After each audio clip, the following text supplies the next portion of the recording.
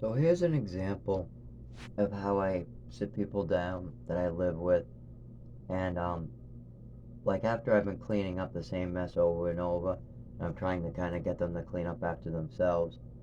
This is kind of the process or one of the ways that talk goes. Doesn't always go really good because they continue, but for most people, it's very helpful. First, you just bring the problem forward. You say, hey, the stove is dirty. I've cleaned it 3 days in a row. Every time I clean it, it gets dirty again. You don't wipe up after yourself. So then you just shut up and you wait a while. But then it happens again right after you clean. And you're like, hey, I wiped up my mess, your mess. This thing was, if it's the floor, the stove, doesn't matter. If you're repeating yourself over and over, if it's your son or your brother or whoever you live with, and it's a problem. So you just wait until you're sitting at the kitchen table, sit down on the other side and say, hey, I just cleaned up your feces, your piss, your grimy stuff. Again, and it's becoming too often. I'm doing it all the time. I really need you to clean up after yourself. But they do it again. Well, you stop saying that. You do the same sit down, same thing, but you say, I want to hear from you.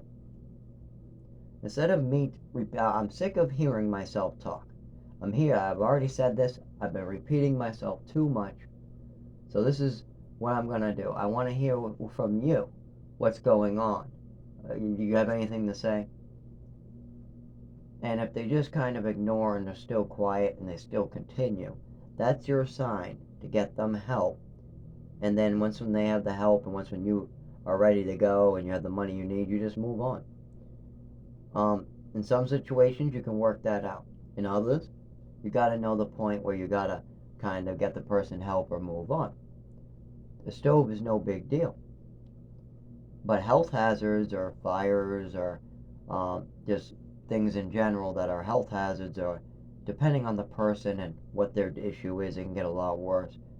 That's not good enough. Sometimes you got to get them help.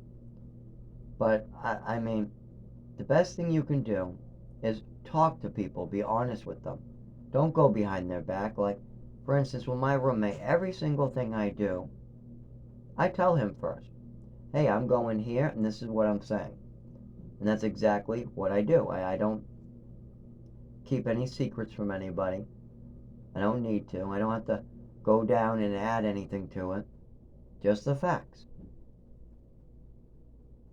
Now, do the facts help sometimes? It depends on the agency. But that's all you can do in life. You can tell the truth, be honest, and evaluate a problem when it happens. You also got to ask lots of questions. You have to spend lots of time with people. You might have to give up your own time.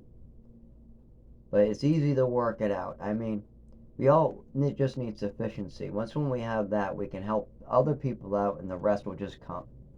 There's plenty of, by helping others, there's plenty of ways to make money. There really is. But first, you just have to help yourself. You can help others in the process. The rest just comes.